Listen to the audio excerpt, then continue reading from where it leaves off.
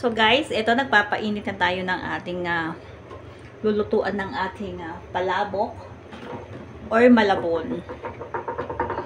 So ito, maglalagay na ako ng mantika. Yan. Painitin lang natin yung ating mantika, then magigisa na tayo.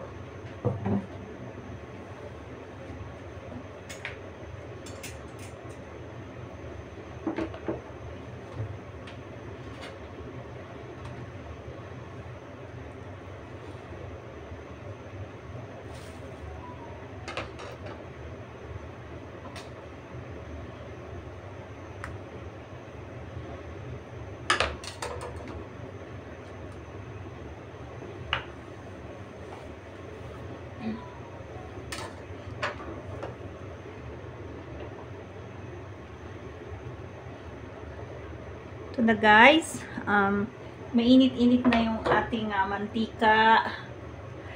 Igigisa na natin yung ating bawang. Yan. So, papulahin lang natin yung ating bawang.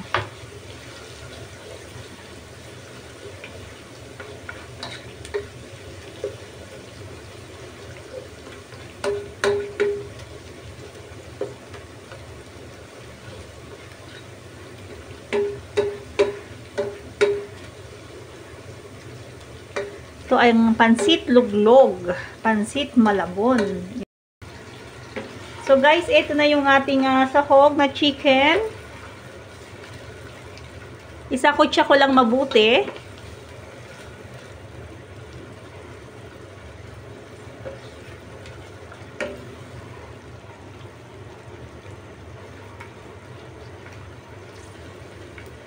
Ayan, sakutsa natin mabuti yung ating chicken.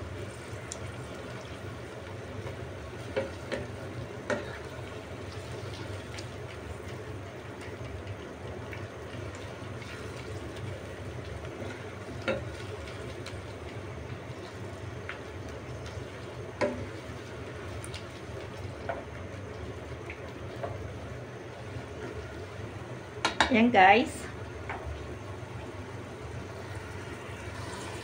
So ito na guys yung ating chicken, ating sahog, minced chicken. Sangkutsado na siya. Ayan, nagbuo-buo lang siya guys, kaya medyo dinudurog-durog ko yung ating minced chicken.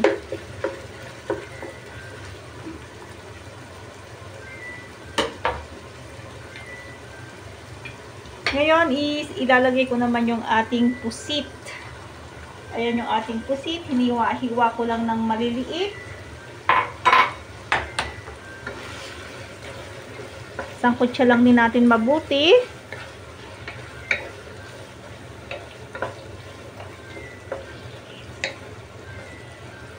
Yan guys. Sangkutsa natin mabuti yung ating pusit. At lalagyan ko guys ng ating black pepper, ayan. Black powder pepper.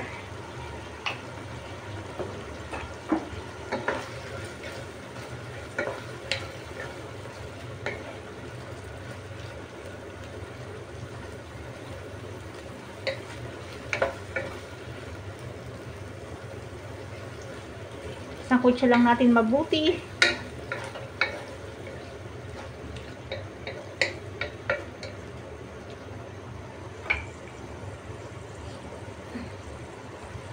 Guys, takpan natin at sangkutsahin natin mabuti yung ating pusit at chicken. Yan na guys, ating lagyan ko siya ng shrimp cubes. Ayan.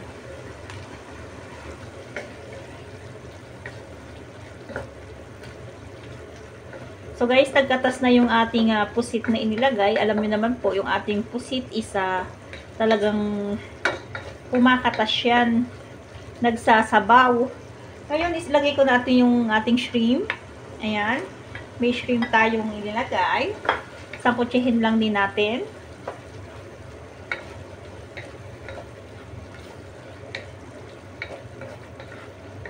At later, kukuha tayo dyan sa ating isinasangkot siyang sahog na to na pang topping sa ating ibabaw ng ating pansit malabon.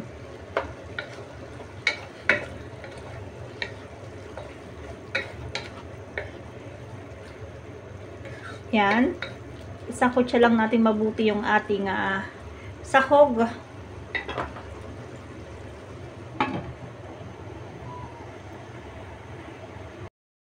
So, ayan na guys, yung ating sahog. Pero sangkotyahin natin siyang mabuti. Lutuin mabuti yung ating panahog. Kasi guys, kailangan laging luto yung ating mga sinuluto. Sangkotsyadong mabuti para mas masarap.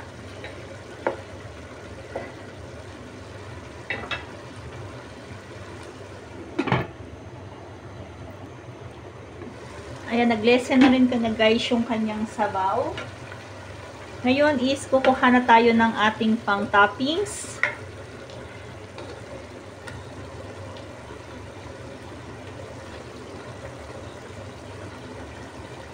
Ayan, mag-separate tayo ng ating pang toppings.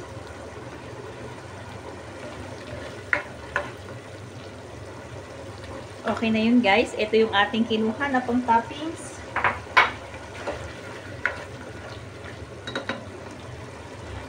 Mag-add ako ulit ng isang shrimp cubes. Yan. Then, maglalagay tayo ng oyster sauce. Yan, nalaglag na.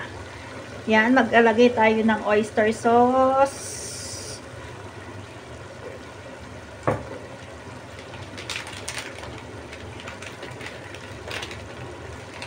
Yung ating annatto powder.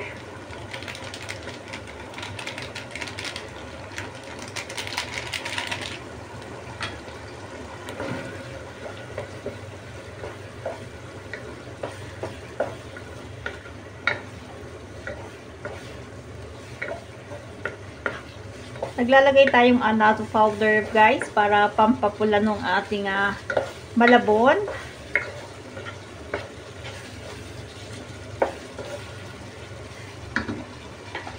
Mag-add pa rin ako ng ating black pepper. Ayan.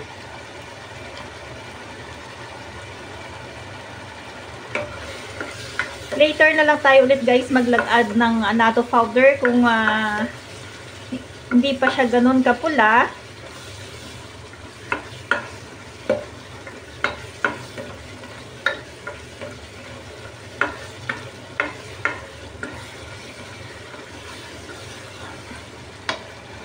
Ngayon is lalagay na natin tong ating palabok powder, Mamacita palabok. Ayan, naglagay ako ng 2 sachet ng ating palabok.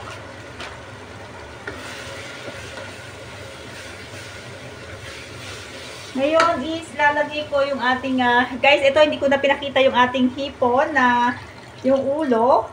Hindi ko na siya ipinakita sa inyo na yan isa piniga ako guys. Linagyan ko siya ng tubig na may init kanina at tapos nilamuta ko para lumabas yung lasa doon sa ating puset ay sa ating hipon. So ayan.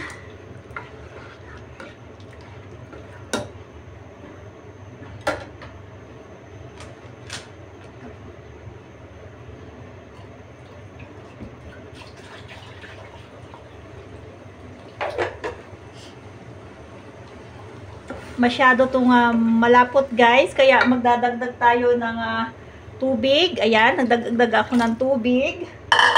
Kasi dito natin lulutuin yung ating pasta. Hindi tayo guys nagpapakulo ng pasta. Dito natin siya lulutuin.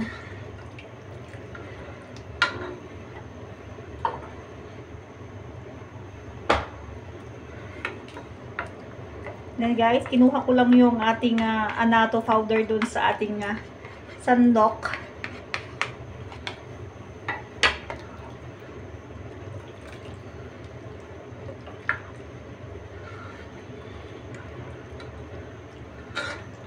Pakuluin natin at titikman natin na ito pag kumulo.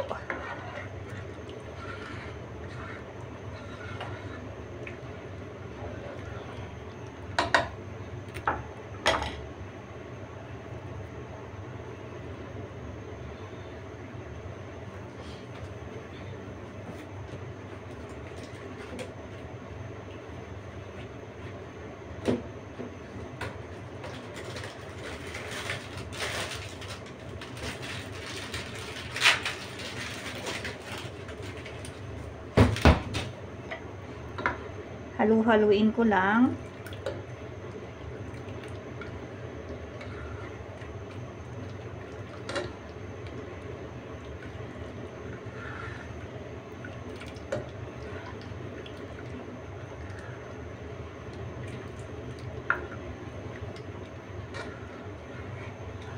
Haluin lang natin guys, patuloy lang nating haluin kasi ito isa habang kumukulo yan or naluluto yung ating dinagdag na sabaw. Yan guys ay lalapot. Kaya patuloy lang nating haluin. So ito na guys yung ating sauce ng ating malabon. Hintayin lang natin kumulo. Then ilalagay natin yung ating pasta ng malabon guys. Ayan.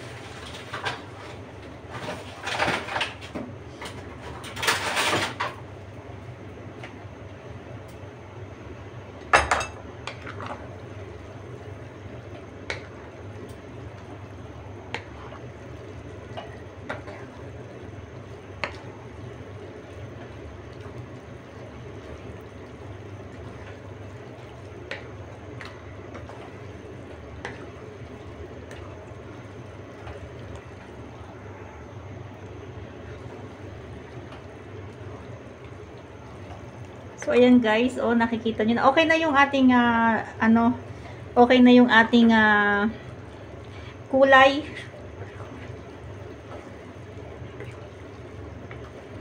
Hinahalo-halo ko lang para hindi matuyo or hindi yung ilalim. Yan guys, nakita nyo, meron pang sauce. Kaya maluluto yung ating pasta dyan guys. This is my way ng pagluluto ng pansit malabon.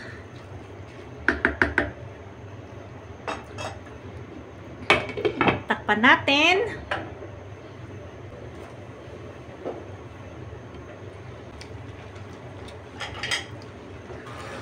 So guys, ito na yung ating kumukulo na siya.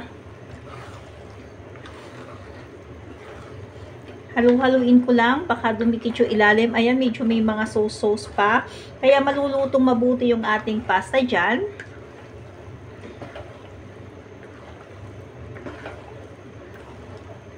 Pagka medyo konti na yung ating sauce, ilalagay natin yung ating chicharon or yung ating cropek. Guys, walang chicharon dito sa ating kinalalagyan. Kaya, cropek lang yung ating nabibili dito. Meron man chicharon dito, isa chicken skin guys, yung nabibili. Kaya medyo mahal nga lang, kaya pagtsatsagaan na natin yung cropek lang na ilalagay natin. Pero, masarap pa rin yan guys, kahit na cropek lang yung ilalagay natin. Ayan. Then, tikman ko guys, kung luto na ba yung ating pasta ng malabon.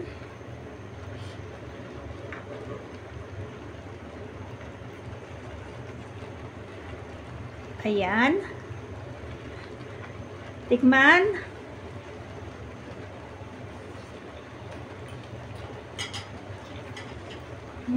Sarap niya. Konting luto pa guys. Meron pa namang sauce.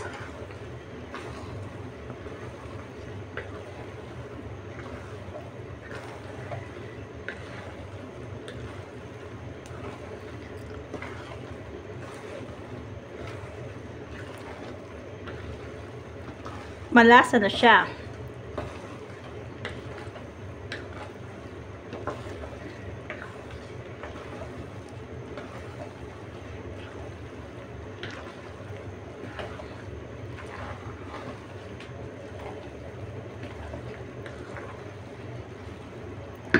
Konti pa.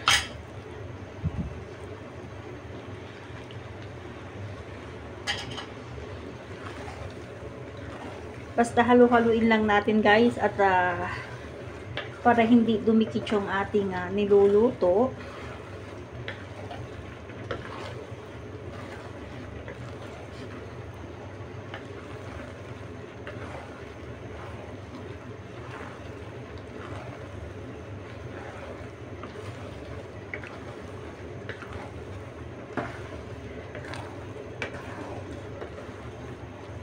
Yan.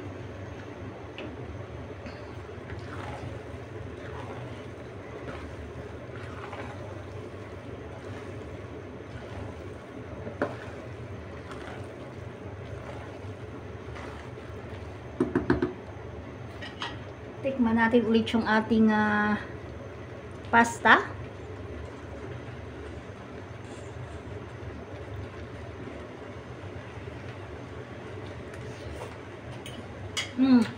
Luto na siya guys. Pwede na rin natin patain yung ating kalam. Ayan. Patayin ko na yung ating kalan. Ngayon is lalagay ko na tong ating cropek. Cropek na dinurog. Para dumikit or kumapit yung ating sauce dun lalo sa ating pasta.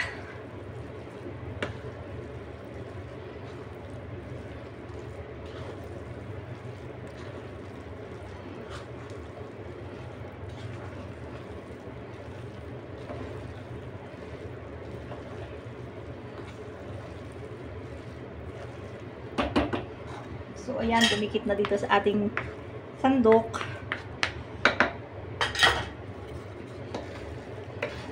Combine lang natin mabuti yung ating inilagay na cropek. Meron pa tayo dito guys. Lagay ko na lahat para mahalo na natin mabuti.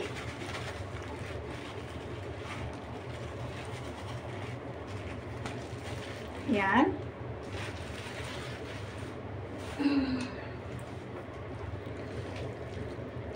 Haluin natin mabuti yung ating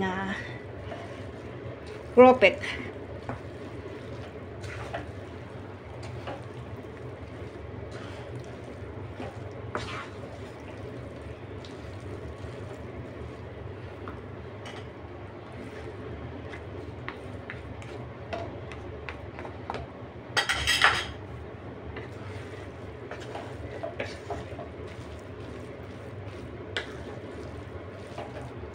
Guys, ayan, halo na. Kaya maraming salamat po sa lahat ng sumusuporta sa amin. Sana po huwag kayong magsasawa. At sana rin po nakarating kayo sa dulo ng aking video. At may natutunan din po kayo sana. Ito po ang aking way ng pagluluto ng ating pansit malabon. Yan guys, oh, dumikit na siya. Medyo ano na yung ating pansit malabon.